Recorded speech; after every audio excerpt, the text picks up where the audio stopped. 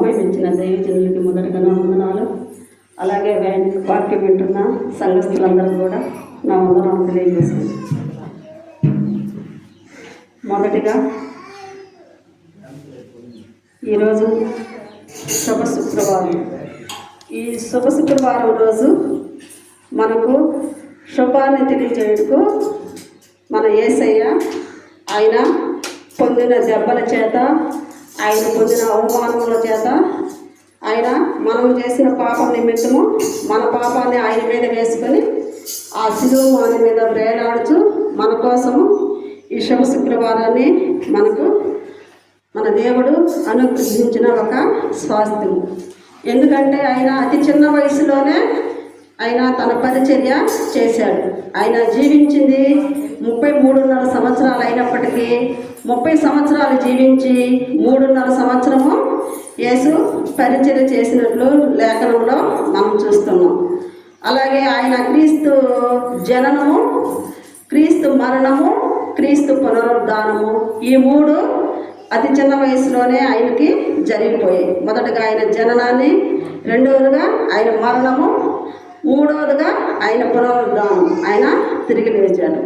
కానీ ఆయన చేసిన పరిచర్యలో ఆయన మన కోసము ఆయన పడిన కష్టాలు ఎన్నో. ఈ 7 మాటల ద్వారా మనము ఈరోజు ప్రతి సంవత్సరము మనము ధ్యానించుకుంటుంటాము.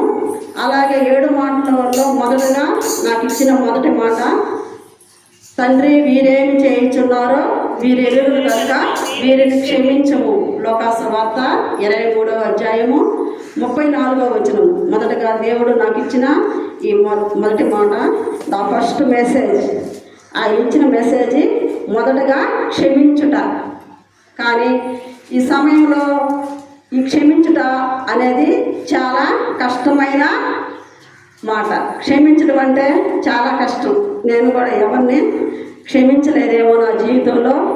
ఎందుకో ఈ అవకాశాన్ని దేవుడు ఈరోజు క్షమించే అనే మాట మీ ద్వారా పంచుకొని ఇక మీదట జరగబోయే రోజుల్లో అయినా నా జీవితంలో నేను ఇరుగు పొరుగు వారిని, నా తోటి వారిని క్షమించలాగన దేవుడు నాకు ఈ గొప్ప అవకాశాన్ని ఇచ్చాడు.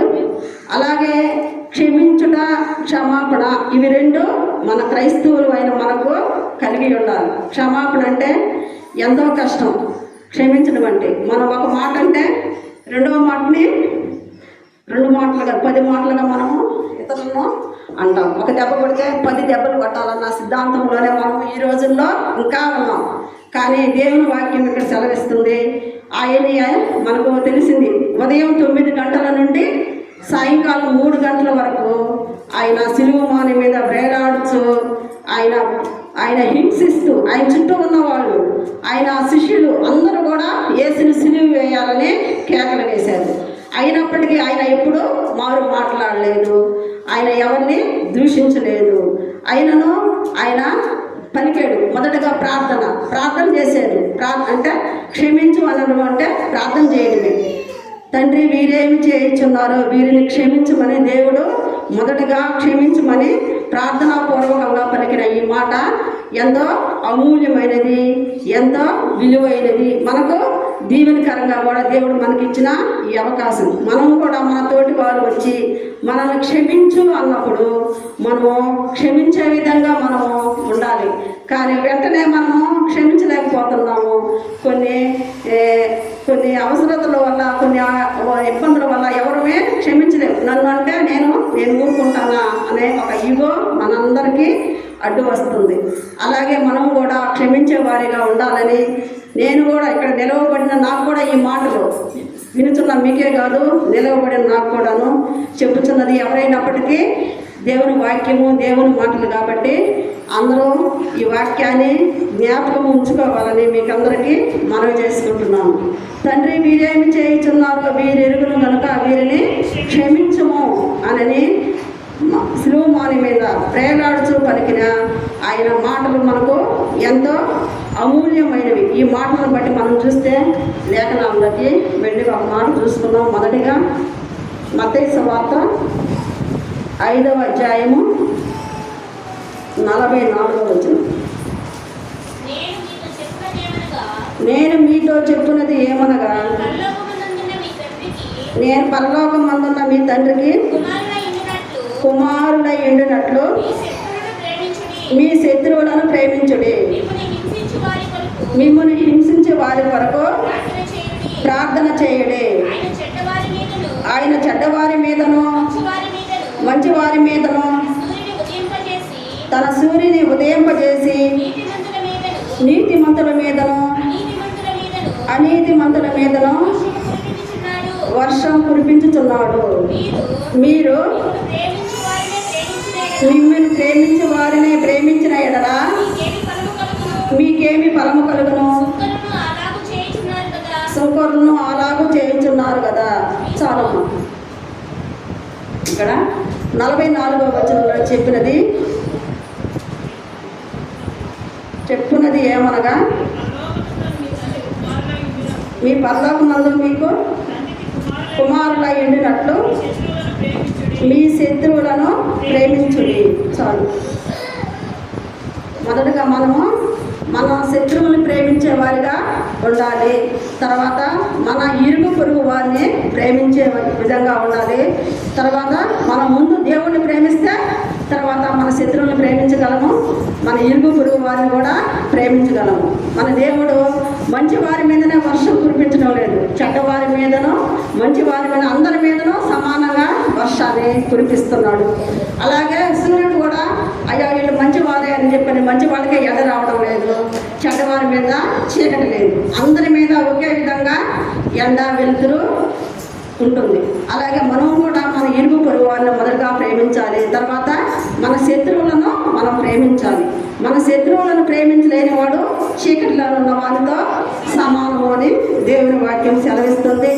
అలాగే మీరు చేసే దౌర్భాగ్య పనులను బట్టి మీ కుటుంబ సభ్యులు, మీ కుటుంబము, మీ తోబుట్టువులు మిమ్మల్ని క్షమించలేకపోతున్నారేమో. కానీ మీరు అలా ఒకవేళ నువ్వు చేసే దౌర్భాగ్య పనులను బట్టి నీ భర్త సహించలేడేమో, నీ భార్య సహించలేదేమో, నీ భార్య క్షమించలేదేమో. కానీ దేవుడైన యెహోవా మనందరి పక్షమున ఉండి ఆయన మనందరినీ క్షమించలాగన మనందరినీ ఒకరినొకరు క్షమించుకోవాలని మొదటగా తండ్రి వీరేమి చేస్తున్నారో వీరెరురు కనుక వీరిని క్షమించమని మొదటగా దేవుడు క్షమించమని మాట పలికి ఉన్నాడు. ఆయన పలుకుతూ ఆయన ఆ మాట పలికినప్పుడు ఆ పక్కనున్న వారందరూ ఆయన వైపు చేసి చూస్తూ ఉన్నారు. ఎందుకంటే పక్షవాయు వాళ్ళ వారిని చూసి నీ పాపంలో క్షమించబడనివి అని అన్నప్పుడు ఈయన క్షమించడానికి ఈయన ఎవరు అన్నట్టు అక్కడ ఉన్న వారిని చూసినప్పుడు ఆయన చెప్పాడు, మనిషి కుమారుడికి క్షమించే అధికారము కలదు అని చెబుతున్నారు. మనిషి కుమారుడికి క్షమించే అధికారం అంటే ఆయన పాపము లేనివాడు కనుక, ఆయన పాపరహితుడు కనుక, ఆయన పాపము ఎరిగిన వాడు కనుక ఆయనకి క్షమించే అధికారము ఉన్నది. కానీ మన భూమి మీద ఉన్న వాళ్ళు రాజకీయ నాయకులు కావచ్చు, ఉద్యోగస్తులు కావచ్చు, అధికారులు కావచ్చు, డాక్టర్స్ కావచ్చు, ఎవరినో క్షమించే అధికారం ఎవరికి లేదు. ఒక యేసయ్యకే క్షమించే అధికారం ఉన్నది. అందుకే ఆయన చెప్తున్నాడు క్షమించమని. అలాగే మనము కూడా ఎంతోమంది గొప్ప వారి దగ్గరికి వెళ్ళి చేతులు పెట్టుకొని మనము వాళ్ళ దగ్గర కాలాపన చేస్తుంటాం. కానీ యేసయ్య దగ్గర మీరు క్షమాపణ కోరినట్లయితే మీ పాపాలు క్షమించబడతాయి. అందుకే దేవుని వాక్యం సెలవిస్తుంది, నిన్ను వలె నీ పొరుగు వారిని క్షమించమని ప్రేమించండి అని చెప్తుంది. అలాగే మనమందరం కూడా దేవుణ్ణి ప్రేమించినట్లు మన ఇరుగు పొరుగు వారిని, మన శత్రువులను ప్రేమించలాగా ప్రార్థన చేయాలి. అలాగే నీవు ప్రేమిస్తున్నావు కనుక నేను నిన్ను తప్పించదను అని దేవుడు చెప్తున్నాడు. అలాగే మనం అందరము ప్రేమించేవారిగా ఉండాలి. ప్రేమ అనేది ఎప్పుడైనా దోషాన్ని కప్పుతుంది కానీ దాన్ని ఎప్పుడు ప్రేమ సహనం కలిగి ఉంటుంది. ప్రేమ ఉన్నవాడు ఎవరినో ఏ విధమైన నిర్దోషంగా ఎవరిని వారిని ఎదురుగా ఏమి మాట్లాడాలి. ఒకవేళ మనము మాట్లాడాలనుకుంటే అయ్యో వాడు బాధపడతాడని మనము ప్రేమ కలిగి ఉన్నవాడు ఎవరు కఠినంగా మాట్లాడలేరు. ప్రేమ లేని వాడే కఠినంగా ఎవరినైనా అన్న మాటను తిరిగి అనగలడు. మనం విన్నట్టుగా మాట్లాడేవారుగా ఉంటాను. నేను విన్నది నేను సహించలేను అని చెప్పని కొంతమంది అంటూ ఉంటారు. కానీ ఇక్కడ దేవుడు చెప్తున్నాడు, నువ్వు సహనము కలిగి నువ్వు జీవించాలి అని చెప్పని చెప్తున్నాడు. అంటే నువ్వు తగ్గించుకొని ఉంటే నువ్వు హెచ్చింపబడతావు అని దేవుని వాక్యము చెప్తుంది. ప్రతి ఒక్కరూ తగ్గించుకోవాలి. అయ్యో నేను దేవుని సన్నిధిలో దేవుని కార్యాలు ఇవి చేశాను, నేను ఎంత పెట్టాను, నేను ఎంత చేశాను అని మనము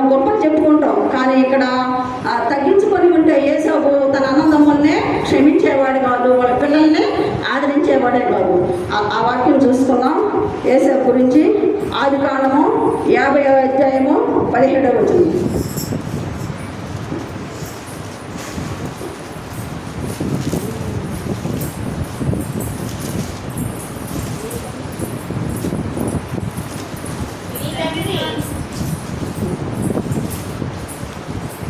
ఆదికాండము 50:17.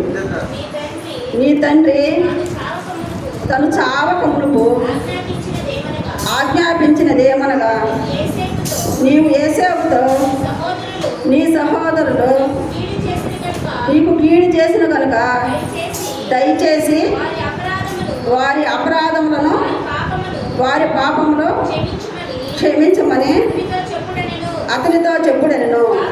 కాబట్టి దయచేసి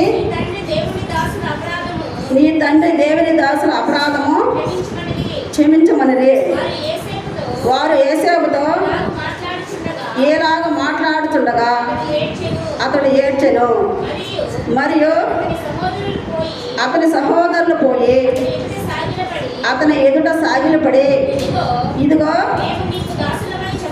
నేను మీకు దాసులమని చెప్పగా, యోసేపు భయపడకుడి, నేను దేవుని స్థానమందున్నానా?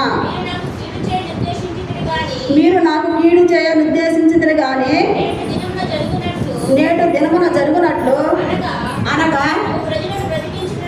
నువ్వు ప్రజలను బ్రతికించినట్లుగా అది మేలుకే దేవుడు ఉద్దేశించను. కాబట్టి నేను మిమ్మల్ని మీ పిల్లలను పోషించదమని చెప్పి వారిని ఆదరించి వారితో ప్రీతిగా మాట్లాడను. ఆయన్ని వాళ్ళ అన్నదమ్ముళ్ళు ఆ గుంటలో దోసేసి ఆయన మీద చనిపోయాడని తన తండ్రికి చెప్పిన మాటను ఆయన జ్ఞాపకం చేసుకొని వాటితో కఠినంగా మాట్లాడాడు. తన అన్నదమ్ములు వచ్చినప్పుడు ప్రీతిగా మాట్లాడాడు. మృదువైన మాట కోపాన్ని చల్లారుస్తుంది. అలా మృదువుగా తన అన్నదమ్ములతో ఆయన మాట్లాడి తనకు చేసిన కీడుని మర్చిపోయి వాళ్ళ అన్నదమ్ములందరినీ అక్కడ ఆదరించాడు. ఎవరు అక్కడ క్షమించాడు కాబట్టి అక్కడ వాళ్ళందరినీ ఆదరించాడు. క్షమించగల మనసు యోసేపుకు ఉన్నది కాబట్టి అక్కడ క్షమించగలిగాడు. అతి చిన్నవాడు వాళ్ళందరి మధ్యలో. వాళ్ళు 12 మంది అన్నదమ్ముల్లో యోసేపు చిన్నవాడు అయినప్పటికీ పెద్దవాడు అయినప్పటికీ ఎవరైనప్పటికీ కానీ క్షమించే గుణం ఉంటే వాళ్ళు పెద్దవాళ్ళు కావచ్చు, చిన్నవాళ్ళు కావచ్చు. కానీ మొదటగా ఏం కలిగి ఉండాలి? మనమందరము మంచి హృదయం కలిగి ఉండాలి. మన హృదయంలో ఏముండాలి? మన హృదయాన్ని మనము మంచిగా చూసుకునే యోగ్యత మనందరికీ కలిగి ఉండాలి. అలాగే కీర్తనల గ్రంథము 66వ అధ్యాయము 18వ వచనం.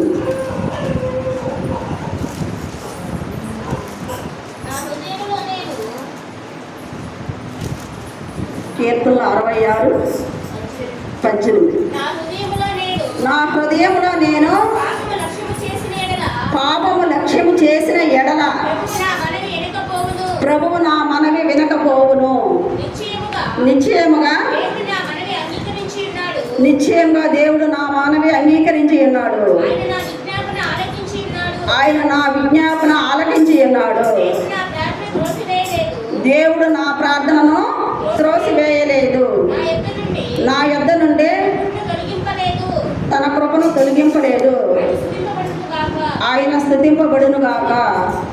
ఇక్కడ దేవుని వాక్యం ఏం సెలవిస్తుంది? 66:18. నా హృదయంలో నేను పాపమును లక్ష్యము చేసిన ఎడల ప్రభువు నా మనవి వినకపోవును. మన హృదయంలో పాపం పెట్టుకొని మనం విని ప్రార్థన చేసినా, ఎంత వాక్యం చెప్పినా, ఎంత పరిచయం చేసినా అది వ్యర్థమే. మన హృదయంలో పాపం ఎప్పుడైతే లేకుండా పోతుందో అప్పుడు మనకు దేవుడు మహిమను ఘనతను మనం అనుకున్నవి జరుగుతాయి. అలాంటివి మన హృదయంలో లేకుండా మనం ఎన్ని చేసినా అవి వ్యర్థమని దేవుని వాక్యము చెప్తుంది. ఇవి నా మాటలు కాదు, మీకు రెఫరెన్స్ చూపించి చెప్తున్నాను. నా హృదయంలో నేను పాపమును లక్ష్యం చేసిన ఎడల ప్రభువు నా మనవి వినకపోవును. నిశ్చయంగా దేవుడు నా మనవి అంగీకరించి ఉన్నాడు. ఆయన నా విజ్ఞాపన ఆలకించి ఉన్నాడు. ఆయన విజ్ఞాపన చేసేటప్పుడు మనము పాపం లేనివాడుగా ఉండాలి, పాపరహితుడుగా ఉన్నాడు. కాబట్టి మన దేవుడు ఆయనను పోలి మనం నడుచుకోవాలి. దేవుడు అంటున్నాడు, నన్ను పోలి నడుచుకొనుడి అంటున్నాడు. ఆయన పోలి నడుచుకొని మనం అందరము పాపులము కాదు. ఆయన యందు మనం విశ్వాసం ఉంచితే ఆయనగా పాప క్షమాపణ మనకు కలుగుతుంది. ఆయన నా విజ్ఞాపన ఆలకించి ఉన్నాడు. దేవుడు నా ప్రార్థనను త్రోసివేయలేదు, నా యొద్ద నుండి తన కృపను తొలగించలేదు అని దేవుని వాక్యము ఇక్కడ సెలవిస్తుంది. మొదటగా నా హృదయంలో నేను పాపమును లక్ష్యం చేసినట్ల ప్రభు నా మనమే వినకపోవడం. ఇంకా పాపాన్ని పెట్టుకొని మనం ఎన్ని ప్రార్థనలు గంటల తరబడి చేసినా ఏడ్చినా అది వ్యర్థమే. పాపాన్ని తీసివేసి నువ్వు ప్రార్థన చేసినప్పుడైతే నీకు అద్భుత కార్యాలు మహిమకరంగా జరుగుతాయి. నువ్వు పాపం నీళ్ళలో పెట్టుకొని నేను ప్రార్థన చేస్తున్నానే, నాకు దేవుడు మంచి చేయలేదే, నా పిల్లలను మంచిగా చూడలేదే అని అనుకుంటే ఇంకా నువ్వు ఆ పాపాన్ని, ఆ గిల్టితనాన్ని నీ హృదయంలో ఉంచుకొని ఉన్నావేమో. ఆ పాపాన్ని తొలగిస్తేనే కానీ నీకు పాప క్షమాపణ ఉండదు. అందుకే దేవుడు వాక్యం సెలవిస్తుంది, నా హృదయంలో పాపము లక్ష్యము చేసిన ఎడల అంటున్నాడు. నీ పాపానికి ఇంకా నీ దేవునికి నీకు మధ్యగా ఏముంది? నీ పాపం ఉంది. ఆ అడ్డు మనం తొలగించుకుంటేనే మనకు పాప క్షమాపణ దొరుకుతుంది.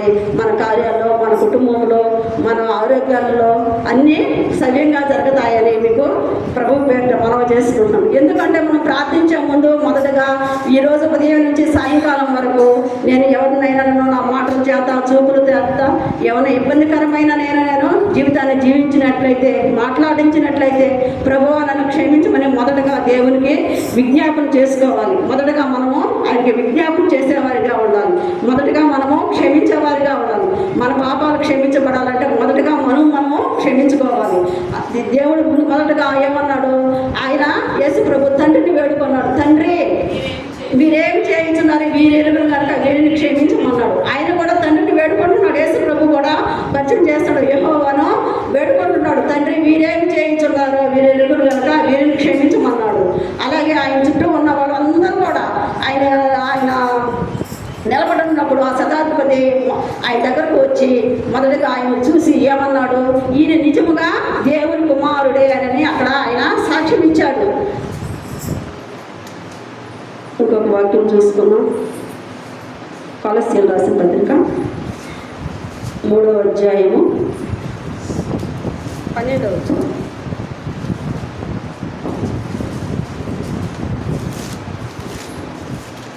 కొలస్సీయులు 3:12.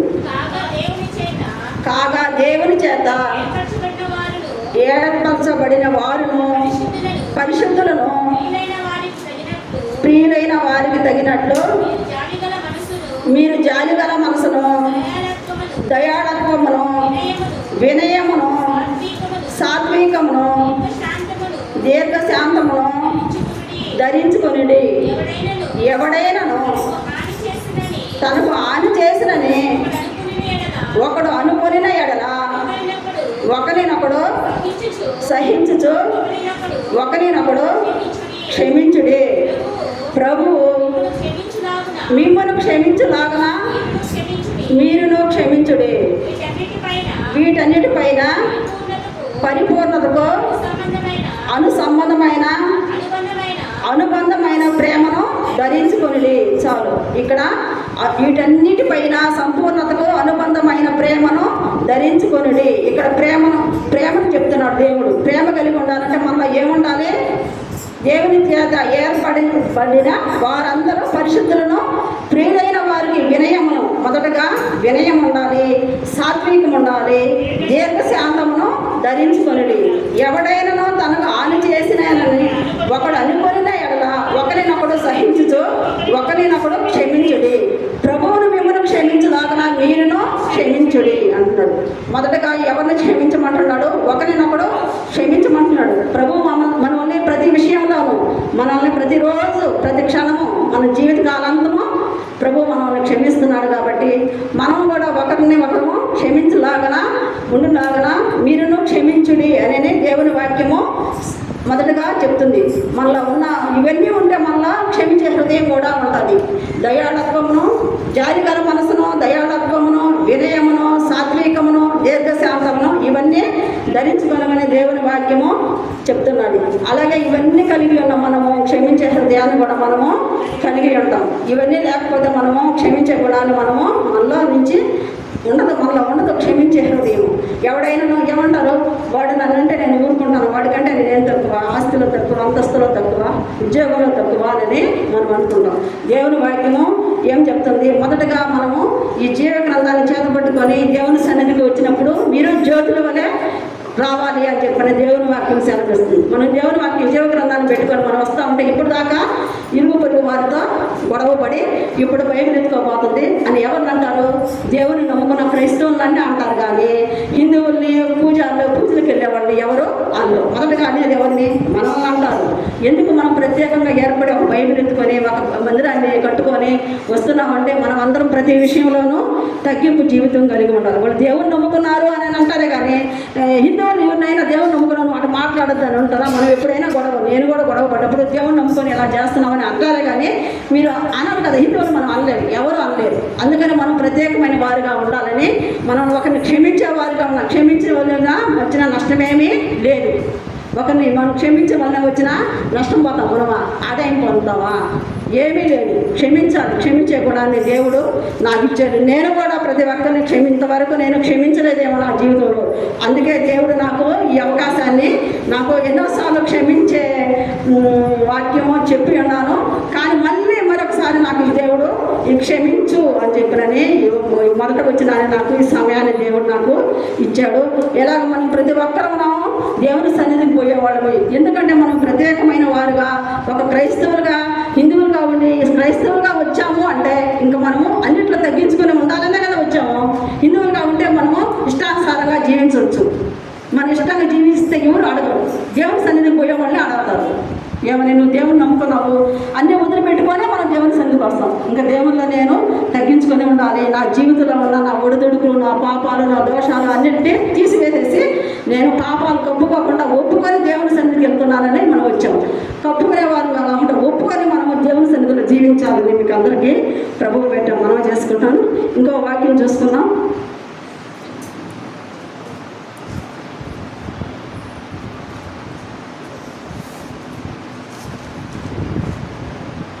యెషయా గ్రంథము 53వ అధ్యాయము 12వ వచనం.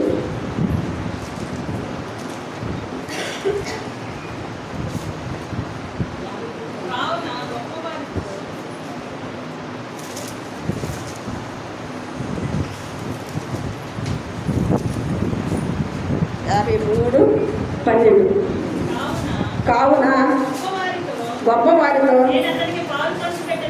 నేను అతని పాలు పంచి పెట్టదను. గనులతో కలిసి కొల్లసము విభాగించుకును. ఏలయనగా మరణము నొందినట్లు అతడు తన ప్రాణమును దారపోసెను. అతిక్రమము చేయ వారిలో ఎంచబడిన వాడాయను. అనేకుల పాపములను భరించుచు తిరుగుబాటు చేసిన వారిని గురించి విజ్ఞాపనము చేసెను. ఆయన మీద తిరుగుబాటు చేసిన వారి గురించి దేవుడు విజ్ఞాపన చేశాడు. ఆయన అతిక్రమం చేయ వారిలో ఎంచబడిన వాడాయను. అనేకుల పాపమును భరించుచు తిరుగుబాటు చేసిన వారి గురించి ఆయన విజ్ఞాపన చేశాడు. దేవుడు విజ్ఞాపన చేసినట్టు మనం ఇక్కడ లేఖనంలో చూస్తున్నాం. కావున గొప్పవారితోనూ నేను అతనికి పాలు పంచిపెట్టెదను. గనులతోనూ కలిసి అతడు కొల్ల సొమ్మును విభాగించుకుందును. ఏలయనగా మరణము పొందినట్లు అతడు ప్రాణమును దారపోసెను. ఆయన మన కోసము, మన అతిక్రమముల కోసము, మన పాపము కోసము, మన దోషము కోసము, మన అపరాధముల కోసం ఆయన ప్రాణాన్ని బలంగా పెట్టి విజ్ఞాపన చేసి తిరుగుబాటు చేసి విజ్ఞాపన చేసినాడు యేసు ప్రభు. ఆయన కొరడాలతో కొట్టబడ్డాడు, పిడిగుద్దులు గుద్దారు. ఆయన వీపును నాగేటి సార వలె దున్నబడింది. ఆయన మోమున ఉమ్మి వేశారు. అయినను ఆయన మారు మాట్లాడలేదు. అప్పుడు కూడా ఆయన అంటున్నాడు, తండ్రి వీరేం చేయించున్నారో వీరిరులు కనుక వీరిని క్షమించమని ఆ మాట మాత్రమే మాట్లాడుతున్నాడు. కానీ ఆయన రెండో మాట మారు మాట్లాడలేదు. మారు మాట్లాడిన మన దేవుని గురించి మనము ఈరోజు ప్రతి ఒక్కరము ఈ విధంగా దేవుడు మనకిచ్చిన ఈ అవకాశాన్ని మనము వినియోగించుకోవాలి. ఈ గుడ్ ఫ్రైడే శుక్రవారం రోజే 7 మాటలు పలికేసి మాట్లాడేసి ఈరోజు ఒక్కరోజు కూడకూడదు. దేవుడు ఈ మాటలు మనకి ఇవ్వలేదు. జీవితాంతము ఈ మాటలు మనము జ్ఞాపకం ఉంచుకోవాలని ఈ శుక్రవారము ఆయన మరణ దినమున మనకు దేవుడు ఈ అవకాశాన్ని ఇచ్చాడు.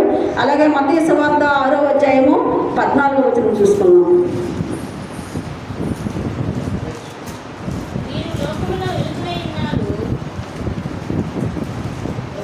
6:14.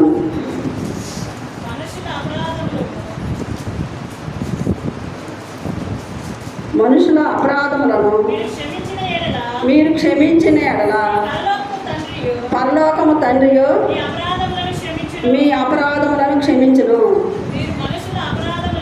మీరు మనుషుల అపరాధములను క్షమించకపోయిన ఎడల మీ తండ్రియు మీ అపరాధములను క్షమింపడు.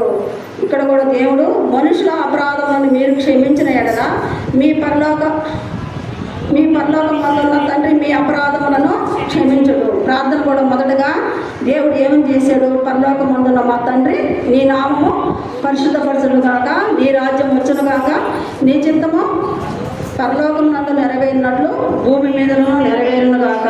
మా అనుదిన ఆహారం నేడు మాకు దయచేయము. మా శత్రువులను మీరు మమ్మల్ని ప్రేమించినట్లు మేమును మా శత్రువులను ప్రేమించలాగనని చెప్పి దేవుడు మొదటగా ఆయన పరలోకమందున్న మా తండ్రి అని మొదటగా ప్రార్థన చేసేది. అలాగే మనము మనుషుల అపరాధములను మనం క్షమిస్తే మన పాపాలను కూడా దేవుడు క్షమిస్తాడు. మొదటగా మనము క్షమించేవారిగా ఉండాలని ప్రభువు పెట్టడం మనం వేడుకుంటున్నాను. ఇంకొక వాక్యం చదువుకుందాం.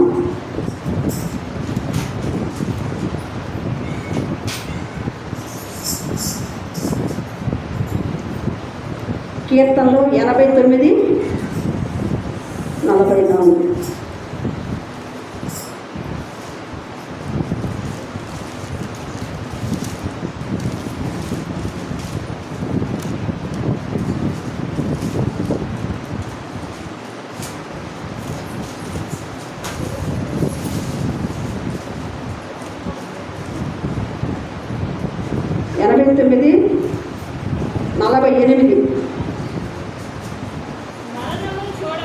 మరణమును చూడక బ్రతుకు నరుడెవడు?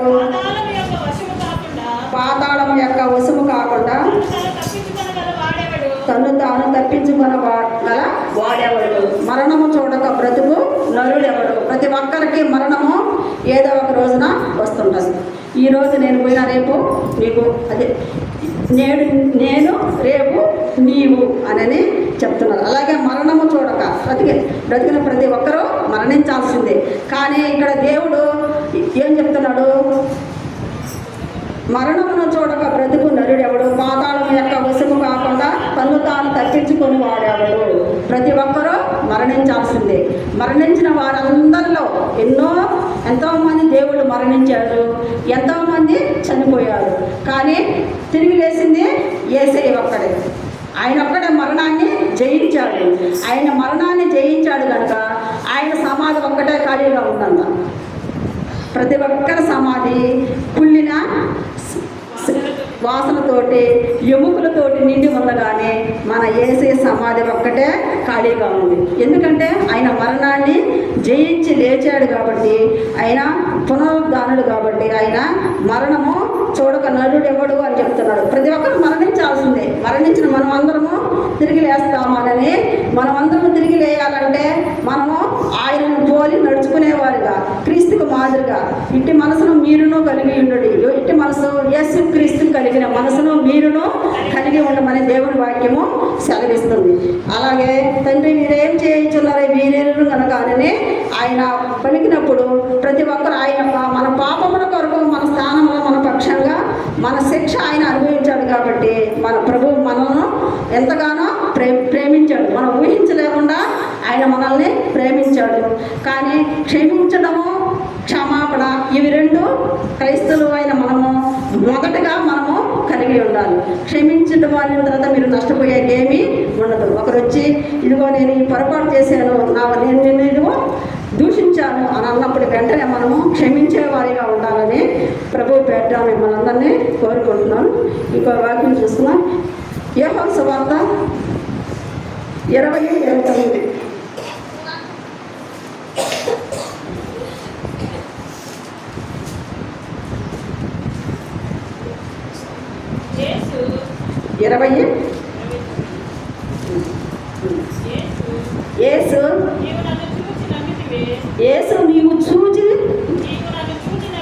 యేసు నీవు నన్ను చూసి నమ్మితివి, చూడక నమ్మిన వారు ధన్యులని అతనితో చెప్పాను. 27 నుంచి చూడమ్మా. తరువాత తోమాను చూచి నీ వ్రేలు ఇటు చాచి నా చేతులు చూడుము, నీ చెయ్యి చాచి నా ప్రక్కలో ఉంచి అవిశ్వాసిని కాక విశ్వాసివై ఉండుమనెను. అందుకు తోమా ఆయనతో నా ప్రభువా నా దేవా అనెను. యేసు నువ్వు నన్ను చూచి నమ్మితివి, చూడక నమ్మిన వారు ధన్యులని అతనితో చెప్పెను. ఇక్కడ తోమా ఏం చేశాడు? నేను నీ గాయాలలో వేలు పెట్టి చూస్తేనే కానీ నిన్ను నమ్మనని చెప్పాడు. కానీ మనమందరం యేసు ప్రభుని సిలువ వేసింది మనము చూడాల, కానీ ఆయన గాయాలు మనం చూడాల. ఈ బైబిల్ని మనము అనుసరించి మనము వీటిని నమ్మి ఆయన్ని నమ్ముతాము. అదే దేవుడు చెప్తున్నాడు, చూసి ఆయన నమ్మారు, చూడక నమ్మిన మీరు అందరూ ధన్యులు అని దేవుని వాక్యము చెప్తుంది. మనం చూడకుండా దేవుణ్ణి నమ్ముతున్నాం కాబట్టి ఆయన చేసిన క్రియలు ఆయన క్రియల్లో చూపించాడు, మాటల్లోనూ చూపించాడు. ఆయనకు అనుకూలంగా ఆయనకు మాదిరిగా మనం అందరము నడుచుకోవాలి. ఆయన చేసినది మనము నమ్మినాం కాబట్టి నమ్మి మనం నమ్మితేనే కదా దేవుని సన్నిధికి వస్తున్నాము. ఆయన చేసిన కార్యాలు మనం చూసి మనం నమ్మాలి. మనం చూడకుండా నమ్మిన వాళ్ళ మనందరమే దేవుడు ధన్యులమని చెప్తున్నాడు. తోమా అయితే ఆయన గాయాల్లో వేలు పెట్టి చూశాడు, మనమైతే చూడకుండా నమ్మాము కాబట్టి చూసి నమ్మిన వారు ధన్యులు అని దేవుని వాక్యము సెలవిస్తుంది. ఇంకొక వాక్యం చూస్తుంది, యోహాను సువార్త 3వ అధ్యాయము 8వ వచనం.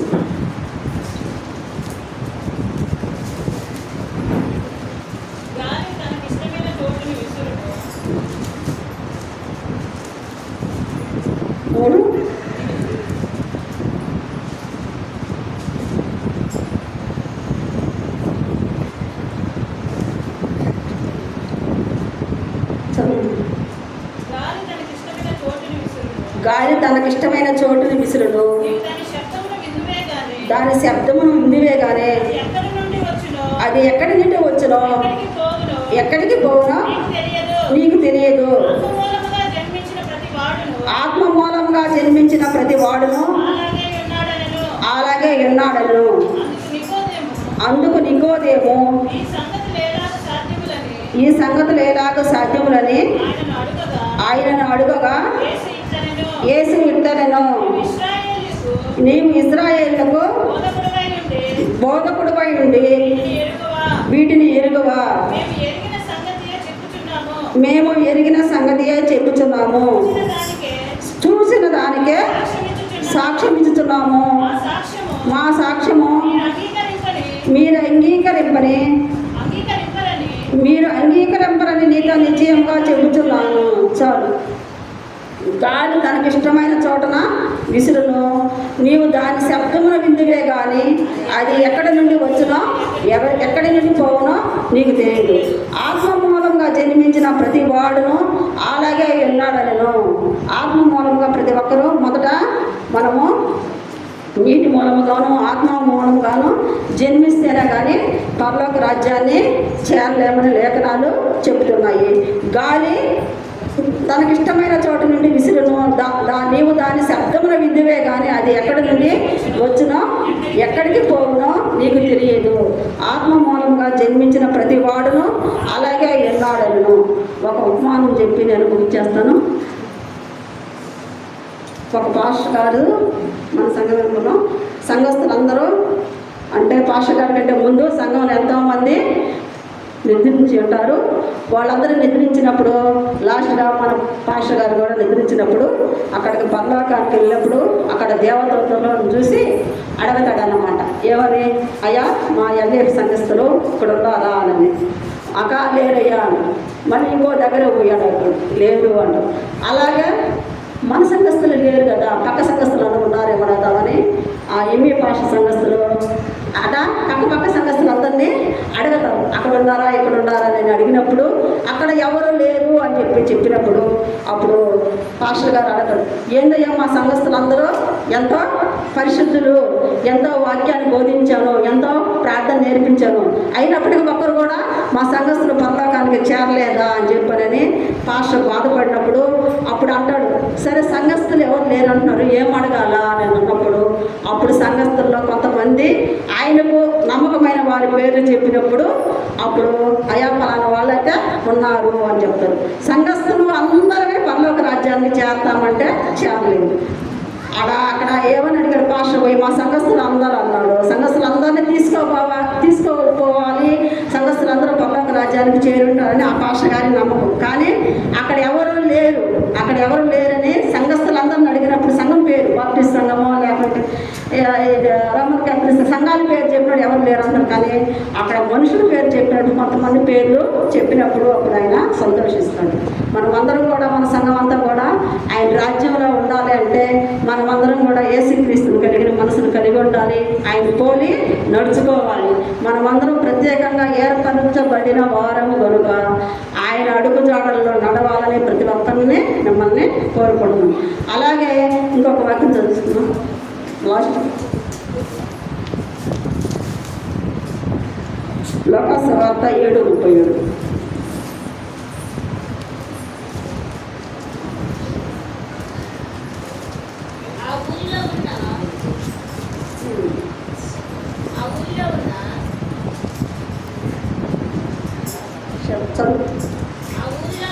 ఆ ఊరిలో ఉన్న పాపాత్మురాలైన ఒక స్త్రీ యేసు పరిసయ్యుని వెంట భోజనం కూర్చున్నాడని తెలుసుకొని ఒక బుడ్డిలో అత్తరు తీసుకొని వచ్చి వెనక తట్టు ఆయన పాదముల యొక్క నిలవబడి ఏడ్చుచు కన్నీళ్లతో ఆయన పాదములు కడిగి తన తల వెంట్రుకలతో తుడిచి ఆయన పాదములను ముద్దు పెట్టుకొని ఆ అత్తర వాటికి పూసెను. ఆయనను పిలిచిన పరిసయ్యుడు అది చూసి ఈయన ప్రవక్త అయిన ఎడల తను ముట్టుకొనిన ఈ స్త్రీ ఎవదియో ఎటువంటిదో ఎరిగి ఉండును, ఇది పాపాత్మురాలు అని తనలో తాను అనుకొనెను. చాలు. అక్కడ యేసు ప్రభు ఊర్లో ఉన్నప్పుడు ఒక పాపాత్మురాలైన ఒక స్త్రీ యేసు పరిసయ్యుని ఇంట భోజనం కూర్చున్నాడని తెలుసుకొని ఒక బుడ్డులో అత్తను తీసుకుని వచ్చి వెనక తట్టు ఆయన పాదముల యొద్దలో నిలవబడి ఏడ్చుచు కన్నీళ్లతో ఆయన పాదములను తడిపి తన తల వెంట్రుకలతో తుడిచి ఆయన పాదములను ముద్దు పెట్టుకుంది. ఆ అత్తరు వాటికి పూసెను. ఆయనను పిలిచిన పరిసయ్యుడు అది చూసి ఈయన ప్రవక్త అయిన ఎడల తను ముట్టుకొనిన ఈ స్త్రీ ఎవదియో ఎటువంటిదో ఎరిగి ఉండును, ఇది పాపాత్మురాలు అని తనలో తాను అనుకున్నాడు. కానీ ఇక్కడ ఏం జరిగిందంటే పరిసయ్యుని ఇంటికి వెళ్ళినప్పుడు యేసు ప్రభు చెప్తున్నాడు, ఆమె నా తల వెంట్రుకల నా కాళ్ళకు నీవు నా కాళ్ళకు నీళ్ళు ఇవ్వలేదు, నా పాదములు నీవు కడగలేదు. ఆమె అయితే తన వెనుక తట్టు నుంచి పాదముల యొద్ద నిలవబడి ఏడ్చుచు కన్నీళ్లతో నా పాదములు కడిగింది. అలాగే తల వెంట్రుకలతో తుడిచి ఆయన పాదములను ముద్దు పెట్టుకుంది. ఆ అత్తర వాటికి పూసెను అని చెప్పారని ఇక్కడ చెప్తున్నారు. ఆమె పాపాత్మురాలే అయ్యుండొచ్చు, కానీ ఆమె పాపాలు క్షమించబడాలి అంటే అక్కడ ఏం జరిగింది, ఆమె వెనక తట్టు ఆయన ఎదురుగా కూడా నిలవబడలేక ఆయనకి అర్హత లేదు. కాబట్టి యేసు ప్రభువు ఎదురుగా వచ్చి ఆయన వందనాలు పెట్టి ఆయనకి పరిచర్య చేసిందా, ఆయన వెనక తట్టు ఆయన చూడకుండా వచ్చి ఆయన కాళ్ళు ఆయన పాదాలు కడిగి ఆయన ముద్దు పెట్టుకున్నది, ఆయన కాళ్ళను ముద్దు పెట్టుకున్నది. ఆమె పాపాలు క్షమించబడినవి అని ఇక్కడ చెప్తుంది. కానీ మనము పిలిచి మంచి భోజనం పెట్టి మంచి పలహారం పెట్టా కానీ మన పాపాలు క్షమించబడదు. మనం తగ్గించుకొని ఎప్పుడైతే మనము కన్నీటితో ఆయన పాదాలు తుడిచి ఆయన కన్నీటి ప్రార్థన చేసి ఆయన ఏందు మనం తగ్గింపు జీవితం జీవించుకున్నట్టయితే మన పాపాలు క్షమించబడతాయి. అయ్యో ఆమె పాపాలు చేస్తుంది, ఆమె అయితే దేవుని సన్నిధిలో ఇలా మాట్లాడుతుంది అలా మాట్లాడుతుంది, మేమైతే ఇన్ని చేసి మేమేం మాట్లాడలేదు అని చెప్పి కొందరు అనుకుంటూ ఉంటారు. అలాగ మనం హెచ్చించే వారిగా ఉండకూడదు. మనము పాపాలు చేసాం కాబట్టి దేవుని సన్నిధిలో మనము పాప క్షమాపణ కలిగి ఉండాలి. మొదటగా మనము ఒకరిని క్షమించాలి, మనము క్షమించబడాలి. క్షమించబడాలి. ఇవి రెండు ప్రత్యేకమైన వారిగా మనము దేవుని సన్నిధిలో క్షమించే వారిగా ఉండాలని ప్రభు పేట మీకు అందరికీ మనవి చేసుకుంటున్నాను. మనమందరము క్షమించలాగనా ఈ రోజు ఒక్కరోజే కదా క్షమించే మాట విన్నవారు కానీ నిలబడిన నాకు కానీ ప్రతి ఒక్కరిని కూడా జీవితాంతము మనము ఒకరు క్షమించలాగను. యేసు ప్రభు తన శిష్యులతో అన్నాడు. శిష్యులు అడిగినప్పుడు ఏం చెప్పాడు? 7 మార్లు మట్టుగా ఉన్నప్పుడు 70 మార్లు మట్టుగా, కానీ 77 మార్లు మట్టుగా అన్నప్పుడు జీవితాంతం మనము మన ఇరుగు పొరుగు వారిని క్షమించలాగన మనమందరము ఉండాలని ప్రభు పేట మీకు అందరికీ మనము చేసుకుంటున్నాను. దేవుడి వాక్యమును దీవించును గాక. ఆమేన్.